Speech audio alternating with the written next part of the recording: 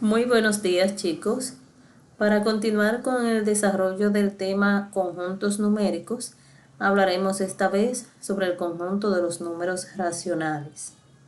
Un número es racional si se puede expresar como el cociente de dos números enteros, donde el denominador es diferente de cero. Recordemos que cociente no es más que el resultado de una división.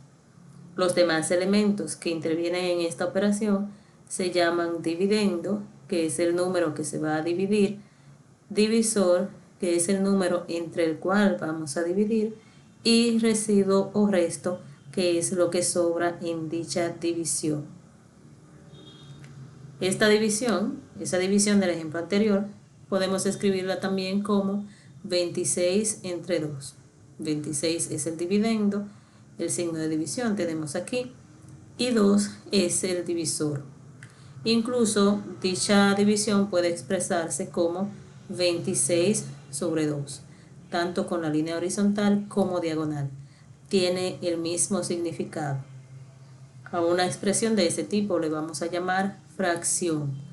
El dividendo, en esta notación, le llamaremos numerador y al divisor denominador. Obviamente, en este ejemplo, el cociente es un número entero y por lo tanto no hay necesidad de escribir a ese número 13 como 26 medios, porque la forma más sencilla es escribirlo más bien como 13. Siempre vamos a preferir utilizar la forma más simple para representar un número cualquiera.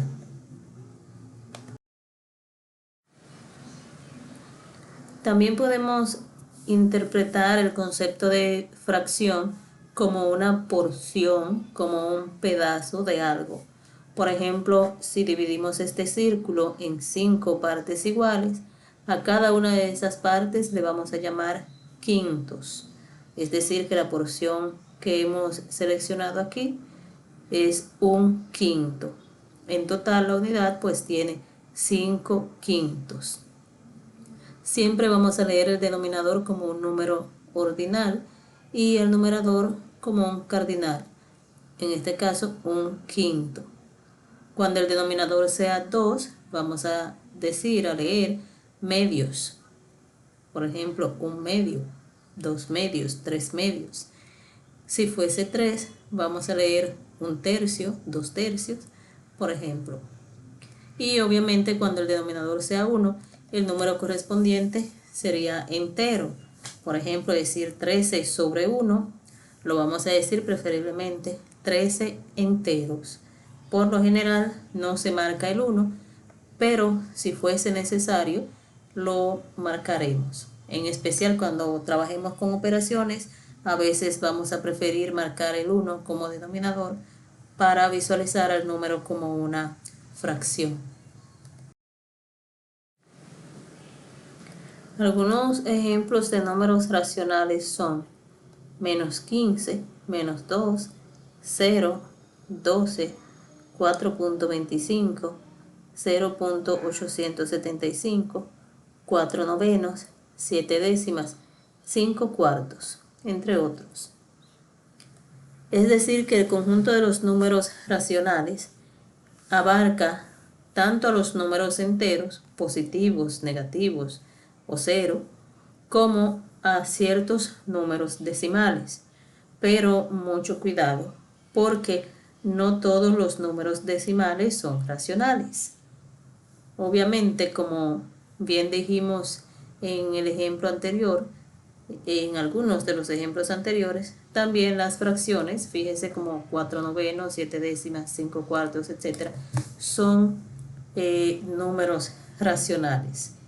Se pueden expresar las fracciones como números decimales y también los números decimales racionales se pueden representar obviamente como fracciones. Ese es el requisito que debe cumplir un número para ser racional, que se pueda expresar como una fracción. Descrito simbólicamente, el conjunto de los números racionales es aquel que contiene a las expresiones del tipo A sobre B, tales que A pertenece a Z, B pertenece a Z y B no es igual a 0. Es decir, todos los números que se puedan expresar como cocientes de enteros, teniendo en cuenta que el divisor debe ser diferente de 0. ¿Cuáles tipos de números racionales existen? Bueno, ya hemos visto algunos de ellos. Y como acabamos de decir, todos los números enteros son racionales. Todos ellos se pueden escribir en forma de fracción. La manera más simple de hacer eso es colocar un 1 como denominador de dicho número. También las fracciones son números racionales, como hemos dicho. Las fracciones pueden ser tanto propias como impropias. Diremos que una fracción es propia si el numerador es menor que el denominador. Y como bien dice ahí, debemos comparar los valores absolutos. Es decir, si el valor numérico del numerador es menor que el del denominador, pues la fracción es propia. Y ahí tenemos algunos ejemplos. La fracción será impropia si el numerador es mayor o igual que el denominador. Y aquí están los ejemplos. Fíjese, dijimos se deben comparar los valores numéricos porque, por ejemplo, aquí y siempre el signo de la fracción se asocia con el numerador. Si pensamos en comparar el número con su signo, diríamos aquí que el numerador es menor que el denominador, por lo que algunos pensarían que la fracción es propia, pero no es así, porque el valor numérico de 61 o de menos 61, si usted lo fuera a considerar así, es mayor que el valor numérico de 8. Todas estas fracciones son impropias. Pudiera suceder que el numerador y el denominador sean iguales. En ese caso, la fracción es en definitiva el número entero 1, porque si usted divide un número entre él mismo, el resultado será 1. Algunos autores le llaman a ese tipo de fracción fracción igual a la unidad o fracción unidad. Recuerde que siempre debemos escribir los números de la manera más simple posible. Así que cuando usted se encuentre con una expresión como, por ejemplo, 5 quintos, 12 doceavos, 4 cuartos, sepa que eso es igual a 1. Y por favor escriba la expresión de la manera más simple posible. Es decir, en este caso, como 1. Los números mixtos también son números racionales. Tengamos en cuenta que un número mixto no es más que la suma indicada de un entero y una fracción propia, aunque no se marca el signo de suma. Por ejemplo, la expresión 3 un medio significa la suma de 3 más un medio. El número mixto menos 5 4 novenos representa la suma de menos 5 más menos 4 novenos. Así que mucho cuidado. Cuando el número mixto es negativo, significa que es negativo el entero y negativa también la fracción. Así también, si el número mixto es positivo, pues son positivos ambos, tanto el entero como la fracción. Las fracciones, como dijimos anteriormente, se pueden escribir como números decimales. Para eso, basta dividir el numerador entre el denominador de la fracción dada. Al hacer la división, puede suceder que el resultado sea un decimal exacto, lo que significa que tiene un número finito de cifras, como por ejemplo 0.75 menos 9.825, 4.276, 3.14, entre otros. Son decimales exactos. También puede ocurrir que el resultado de la división sea un número decimal periódico. ¿Qué significa eso? Que en dicho número aparecen un grupo de cifras que se repiten en la misma forma infinitas veces. Al grupo de cifras que se repite se le llama periodo. Por ejemplo, 3.45454545 es un decimal periódico. La condición de periodicidad la vamos a indicar para simplificar la expresión, para escribirla de una manera más abreviada, colocando una rayita encima del periodo. Por ejemplo, para este decimal escribimos la parte entera, por supuesto, escribimos el periodo una sola vez y encima de él colocamos una rayita, la cual indica que esas cifras se repiten infinitas veces en la misma forma.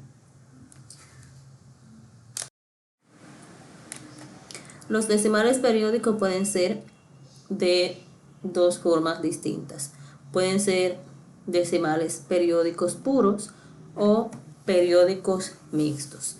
Si el decimal es periódico puro, significa que la cifra o las cifras que se repiten aparecen inmediatamente después del punto decimal, como aquí 0.33333 o en 4.72727272.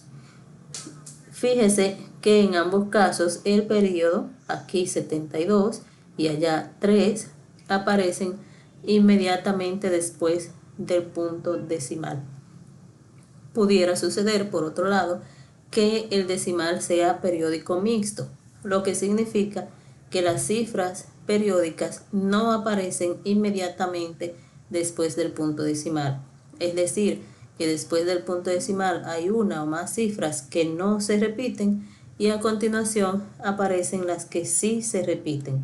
En este decimal no se repite 681 y sí se repite 45.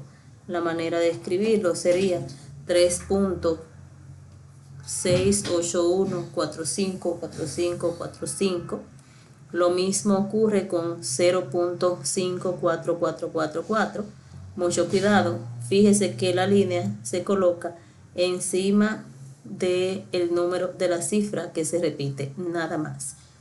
A las cifras que no se repiten, a las cifras decimales que no se repiten en un decimal periódico mixto, se le llama anteperíodo. Y como ya dijimos, las cifras que se repiten se llama periodo. El grupo de cifras más bien que se repite se llama periodo. Aquí el anteperíodo es 5 y el periodo 4. En el siguiente número el anteperíodo es 681 y el periodo 45. La definición de número racional es muy importante.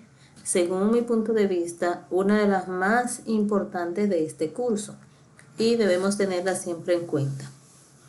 Un número que no pertenezca a ninguno de los tipos mencionados anteriormente no es un número racional. Hasta aquí este video, nos vemos en la próxima ocasión.